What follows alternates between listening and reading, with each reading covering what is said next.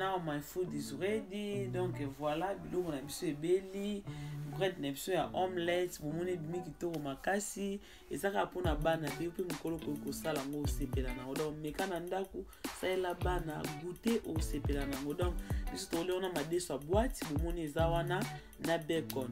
Donc merci na ba nyonso bolandi nga pe na obolanda kanga de près de loin, nzamba lola pambola bino nde kana lobaka biso to kolia na nzoto bino kolia na molimo. À suivre. Bye.